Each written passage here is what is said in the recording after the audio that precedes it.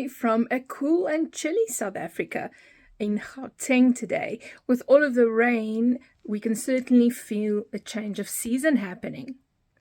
I'm bringing you today information about eco quilting. And eco quilting is a great tool to help fill up space, to emphasize a design, and also just, quilt along with. So, whenever you are possibly stuck with a design, eco quilting is a great option to look at. And we can work in different widths, we can work in different spacings. Eco quilting doesn't have to be a set 1/4 of an inch away from any type of design. You can use eco quilting around applique, around patchwork, or around feature quilting. So I'm just going to talk to you quickly about some options and show you on the machine. Let's head over. Okay, here we are on the machine, and I have a sample block on here that I've done work on a while ago in one of my classes. And let's say we want to do some eco quilting around the outside of this block. We're also going to do some eco quilting in the inside. And there's a couple of ways that you can go about doing eco quilting. You can simply eyeball your distance and do a freehand stitch around. Now, depending on how stable you are with your free motion quilting, that can be quite possible and feasible. Let's just get this bobbin thread coming up.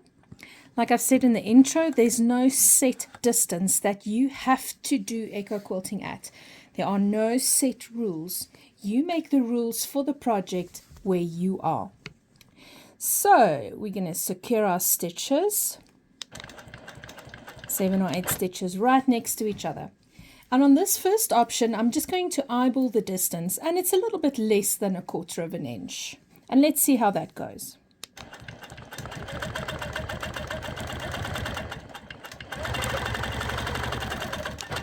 Not always the easiest, I have to tell you. And it's also something that you need to practice and practice and practice. Now, another way that you can do this is by marking your 1/4 of an inch line. So a lot of us work much better by following stitching lines or directional lines than just doing stuff, without any markings and out of your head. So that's an option you can follow by drawing out your lines, and that gives you guidance of where to go.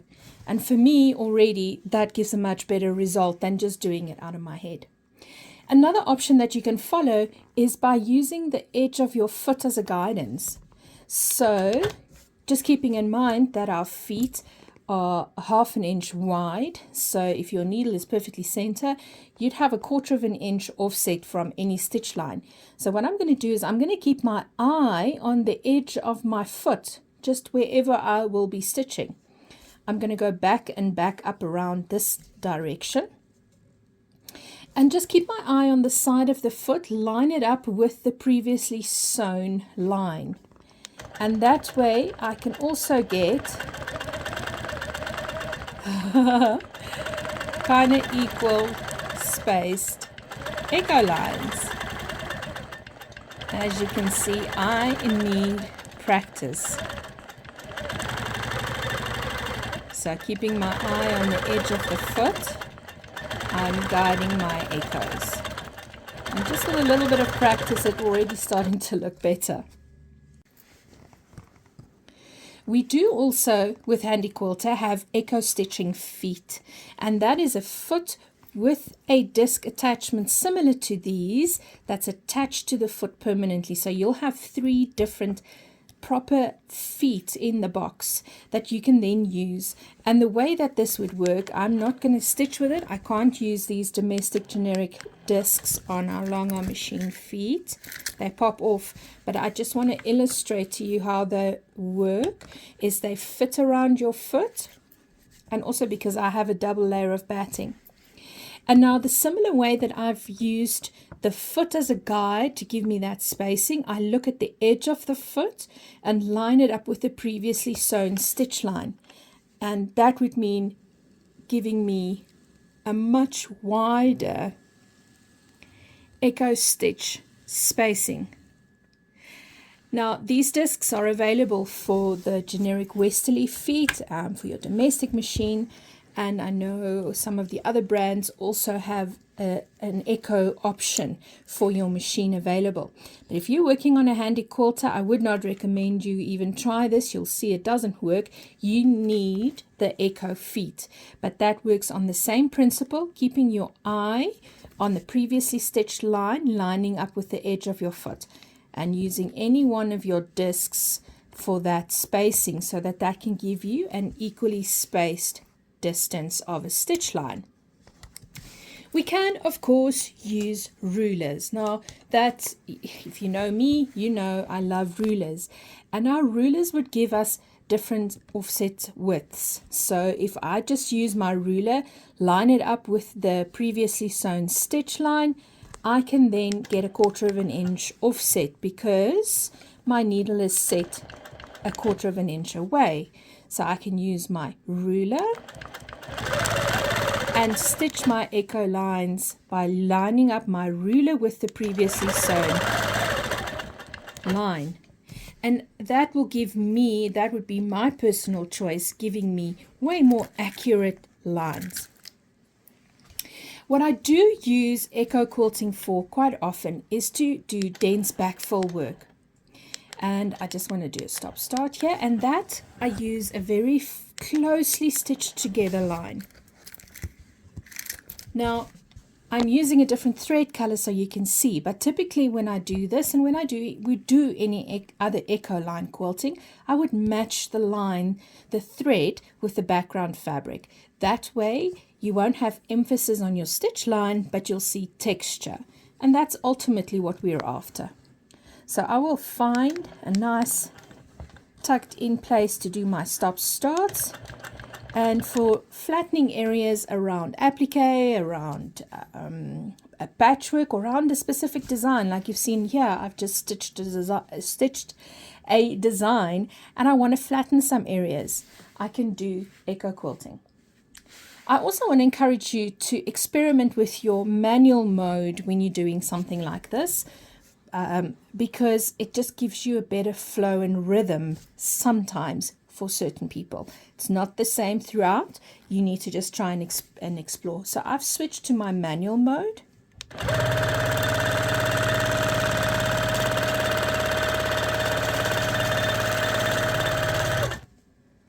And we do have quite a bit of rattling on the screen. I'm going to slow it down a bit just to see.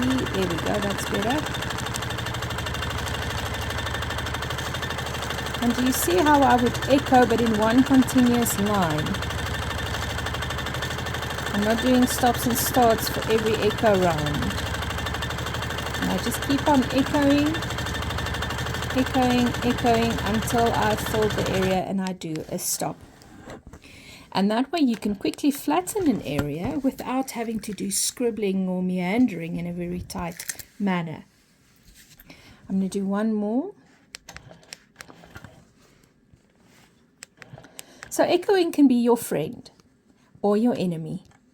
Pick wisely. If you use a bolder or a standout thread color, you'll see every hiccup in the road, like you can see what happened to me here. Practice your echo before you jump onto a quilt. But if you are stuck for choice and you're not sure what to quilt around applique or in a certain block, echo is always a winner. You just need to choose wisely, work wisely with what you are comfortable and what your skill level is at. I'm going to fill this area and then I'll just show you a quick example of where I've done echo quilting but with couching.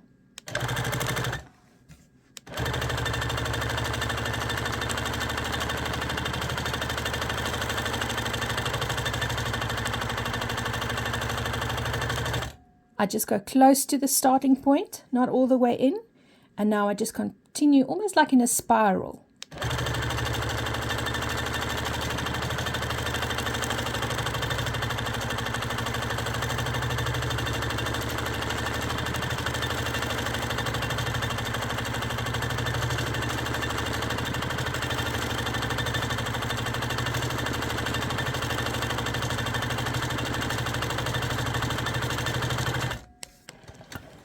and you have effectively flattened an area and also created interest. You can even go so far as playing with different designs within those channels. If you're making wider channels, maybe you offset it by flattening every second one with a fine scribble, pebbles, even another finer echo line back and forth. You can truly have fun with this, remembering that you make the rules for your project. Now let's have a look here quickly. I'm going to squiz in my project here, and then I'll zoom out now. You'll see I've done echo lines with couching, and they're not evenly spaced around this project. This project didn't call for absolute precision. It's a way more informal and loose type of work, and therefore just an informal echo with couching around a project filled the space because I didn't know what I wanted to do here. So let's zoom out some and have a look at the rest of the project. This is a couched applique as you quilt, and the echo line filling worked really effectively. I hope you'll go and try this, and please send us pictures. Remember, we'd like to see what you do. Have a good day.